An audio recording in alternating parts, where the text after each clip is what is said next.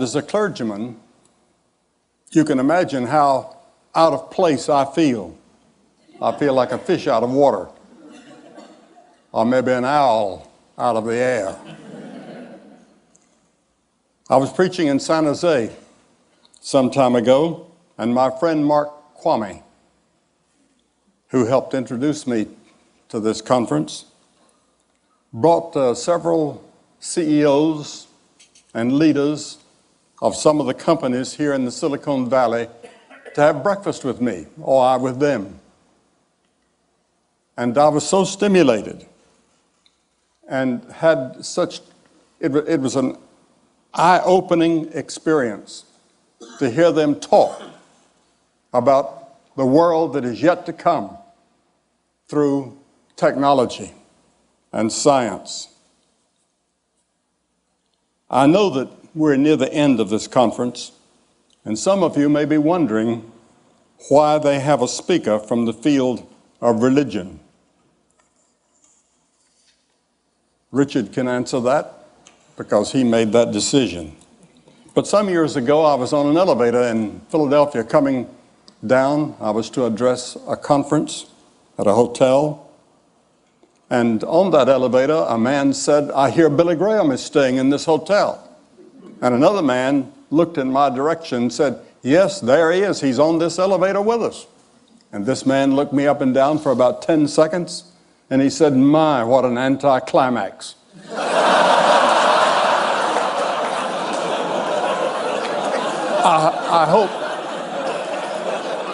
I hope that you won't feel that these few moments with me is an anticlimax. After all this tremendous talks that you've heard and addresses, which I intend to listen to every one of them. But I was on an airplane in the East some years ago, and the man sitting across the aisle from me was the mayor of Charlotte, North Carolina. His name was John Belk. Some of you would probably know him. And there was a drunk man on there. And he got up out of his seat 2 or 3 times, and he was making everybody upset by what he was trying to do. And he was slapping the stewardess and pinching her as she went by. And everybody was upset with him. And finally, John Belk said, "Do you know who's sitting here?" And the man said, "No, who?" He said, "It's Billy Graham, the preacher." He said, "You don't say."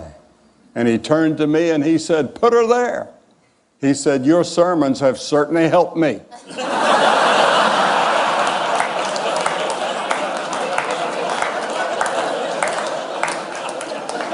And I suppose that that's true with thousands of people.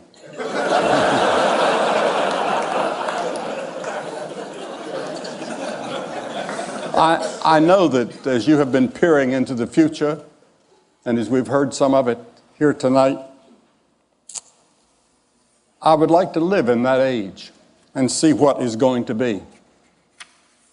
But I won't, because I'm 80 years old. This is my 80th year, and I know that my time is brief. I have phlebitis at the moment in both legs, and that's the reason I had to have a little help in getting up here, because I have Parkinson's disease in addition to that, and some other problems that I won't talk about. But this is not the first time that we've had a technological revolution. We've had others. And there's one that I want to talk about. In one generation, the nation of the people of Israel had a tremendous and dramatic change that made them a great power in the Near East. A man by the name of David came to the throne, and King David became one of the great leaders of his generation. He was a man of tremendous leadership. He had the favor of God with him. He was a brilliant poet, philosopher, writer, soldier, with strategies in battle and conflict that people study even today. But about 2 centuries before David, the Hittites had discovered the secret of smelting and processing of iron. And slowly that skill spread, but they wouldn't allow the Israelis to look into it or to have any. But David changed all of that, and he introduced the Iron Age to Israel. And the Bible says that David laid up great stores of iron, in which archaeologists have found that in present-day Palestine, there are evidences of that generation. Now, instead of crude tools made of sticks and stones, Israel now had iron plows and sickles and hoes and military weapons. And in the course of one generation, Israel was completely changed. The introduction of iron in some ways had an impact, a little bit like the microchip has had on our generation.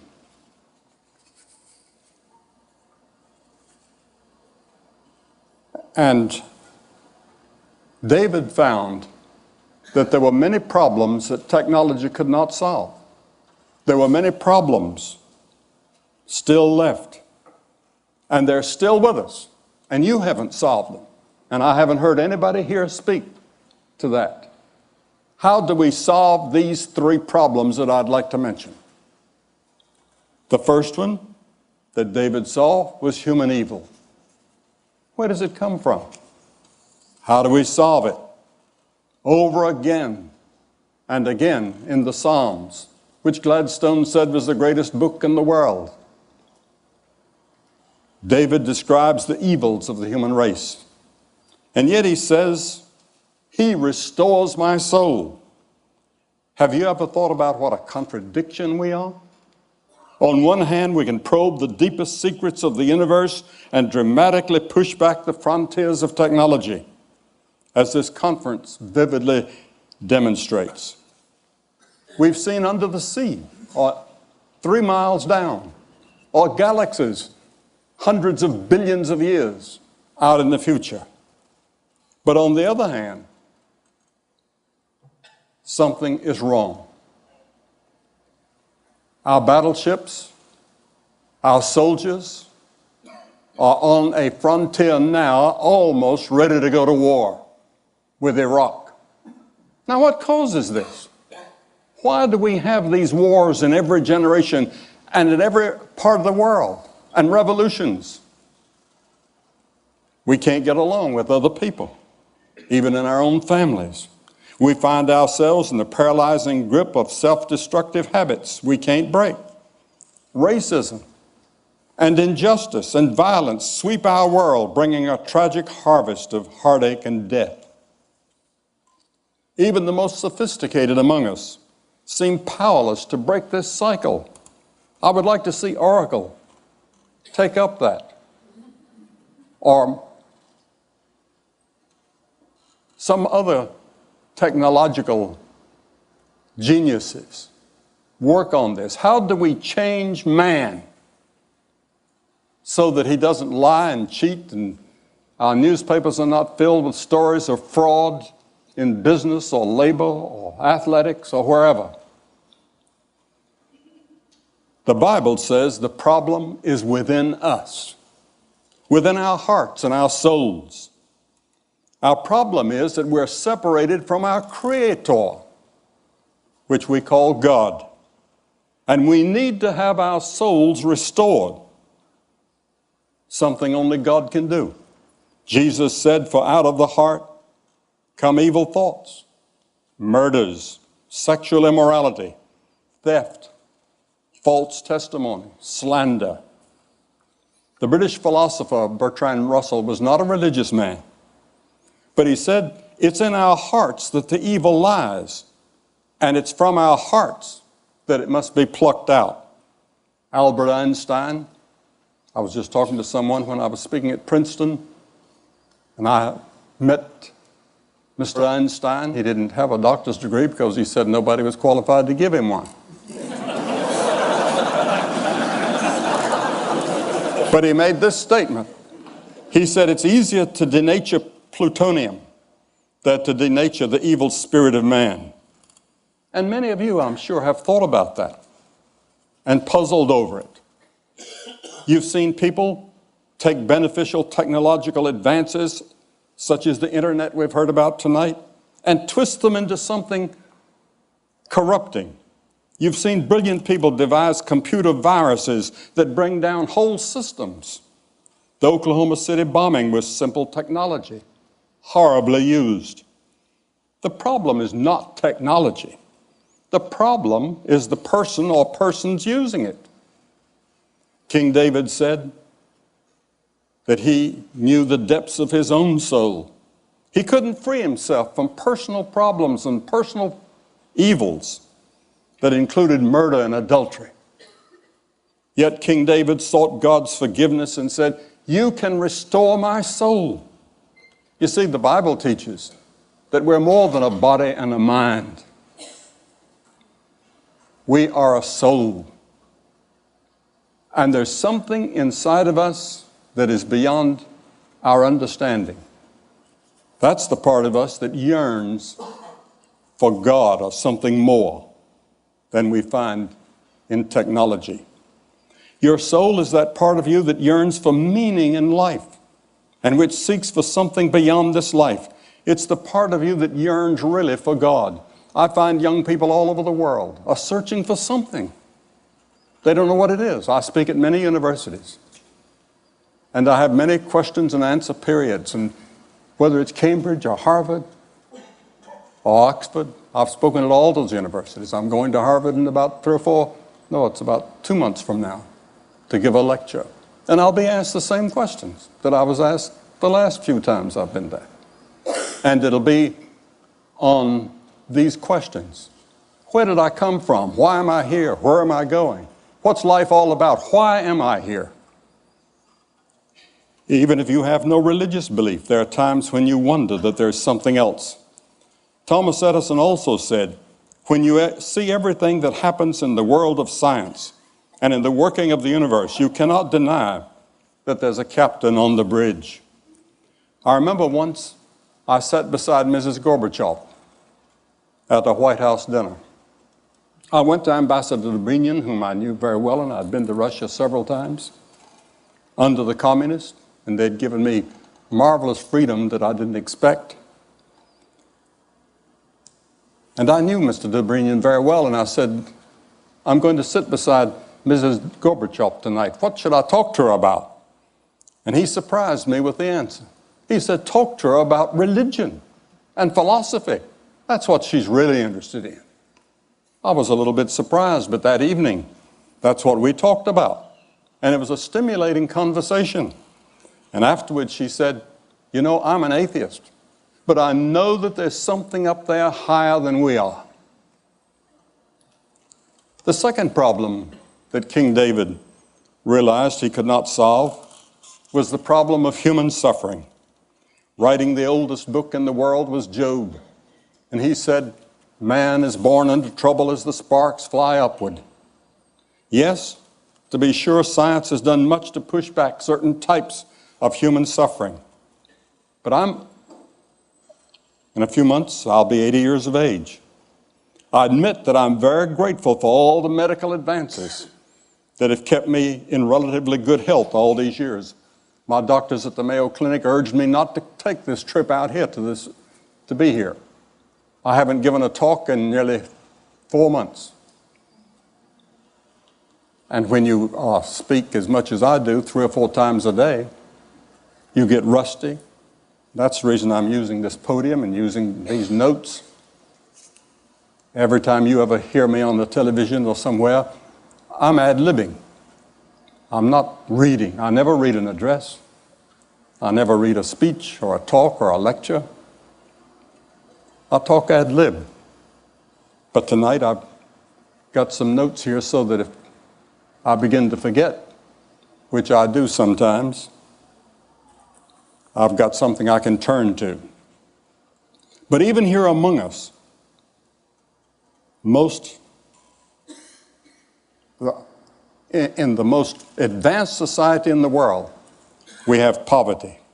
We have families that self-destruct, friends that betray us, unbearable psychological pressures bear down on us.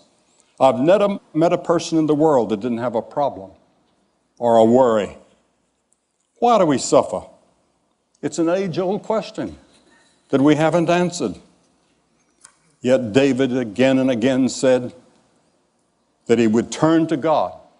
He said, "The Lord is my shepherd." The final problem that David knew he could not solve was death. Many commentators have said that death is the forbidden subject of our generation. Most people live as if they're never going to die. Technology projects the myth of control over our mortality. We see people on our screens.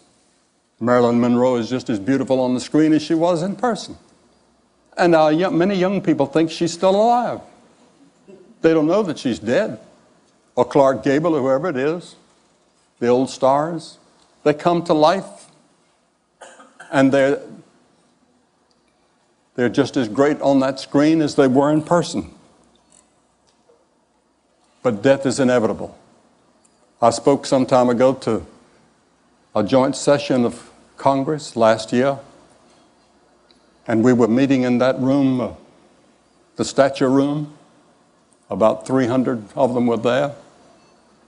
And I said, there's one thing that we have in common in this room, all of us together, whether Republican or Democrat, or whoever.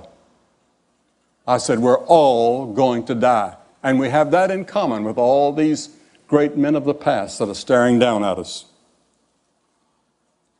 And it's often difficult for young people to understand that. It's difficult for them to understand that they're going to die.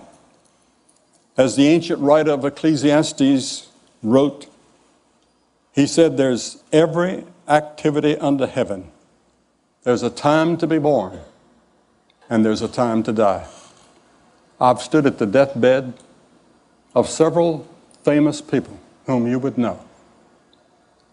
I've talked to them. I've seen them in those agonizing moments when they were scared to death. And yet, a few years earlier, death never crossed their mind. I talked to a woman this past week whose father was a famous doctor. She said he never thought of God, never talked about God, didn't believe in God. He was an atheist. But she said, as he came to die, he sat up in the side of the bed one day and he asked the nurse if he could see the chaplain. And he said for the first time in his life, he thought about the inevitable and about God. Was there a God?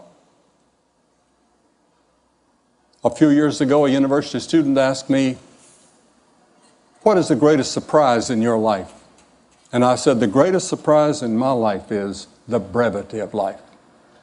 It passes so fast. But it does not need to have to be that way. Wernher von Braun, in the aftermath of World War II, concluded, quote, science and religion are not antagonists. On the contrary, they're sisters. He put it on a personal basis. I knew Dr. von Braun very well. And he said, speaking for myself, I can only say that the grandeur of the cosmos serves only to confirm a belief in the certainty of a creator.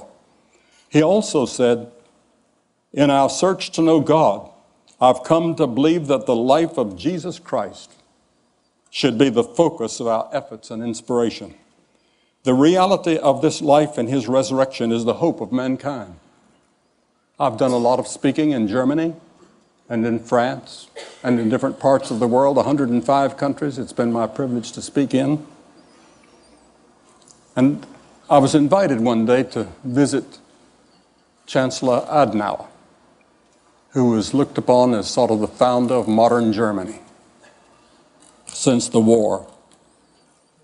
And he said to me, he said, young man, he said, do you believe in the resurrection of Jesus Christ? And I said, sir, I do. He said, so do I. He said, when I leave office, I'm going to spend my time writing a book on why Jesus Christ rose again and why it's so important to believe that. In one of his plays, Alexander Solzhenitsyn depicts a man dying who says to those gathered around his bed, "The moment when it's terrible to feel regret is when one is dying. How should one live in order not to feel regret when one is dying?" Blaise Pascal asked exactly that question in 17th century France. Pascal has been called the architect of modern civilization. He was a brilliant scientist at the frontiers of mathematics, even as a teenager. He is viewed by many as the founder of the probability theory and a creator of the first model of a computer. And of course, you're all familiar with the computer language named for him. Pascal explored in depth our human dilemmas of evil, suffering, and death. He was astounded at the phenomena we've been considering, that people can achieve extraordinary heights in science, the arts, and human enterprise, yet they also are full of anger, hypocrisy, and self-hatreds. Pascal saw us as a remarkable mixture of genius and self-delusion. On November 23rd, 1654, Pascal had a profound religious experience. He wrote in his journal these words, "I submit myself absolutely to Jesus Christ, my Redeemer." A French historian said 2 centuries later, "Seldom has so mighty an intellect submitted with such humility to the authority of Jesus Christ." Pascal came to believe not only the love and the grace of God could bring us back into harmony, but he believed that his own sins and failures could be forgiven, and that when he died, he would go to a place called heaven. He experienced it in a way that went beyond scientific observation and reason. It was he who penned the well-known words, "The heart has its reasons, which reason knows not of." Equally well known is Pascal's wager. Essentially, he said this: if you bet on God and open yourself to his love, you lose nothing, but even if you're wrong. But if instead you bet that there is no God, then you can lose it all in this life and the life to come. For Pascal, scientific knowledge paled beside the knowledge of God. The knowledge of God was far beyond anything that ever crossed his mind. He was ready to face him when he died at the age of 39. King David lived to be 70, a long time in his era. Yet he too had to face death. And he wrote these words, "Even though I walk through the valley of the shadow of death, I will fear no evil, for you are with me." This was David's answer to the 3 dilemmas of evil, suffering, and death. It can be yours as well as you seek the living God and allow him to fill your life and give you hope for the future. When I was 17 years of age, I was born and reared on a farm in North Carolina. I milked cows every morning and had to milk the same cows every evening when I came home from school. And there were 20 of them that I was responsible for. And I worked on a farm and tried to keep up with my studies. I didn't make good grades in high school. I didn't make them in college until something happened in my heart. One day I was faced face to face with Christ. He said, "I'm the way, the truth, and the life." Can you imagine that? I am the truth. I'm the embodiment of all truth. He was a liar. Or he was insane. Or he was what he claimed to be.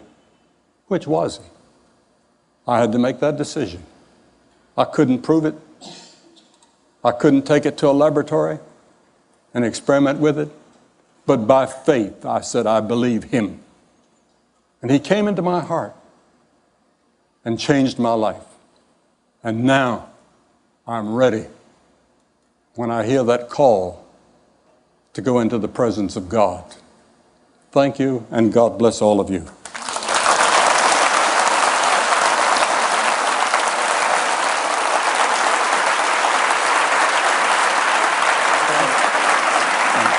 Thank you for the privilege. That's great. You did it. Thanks for running.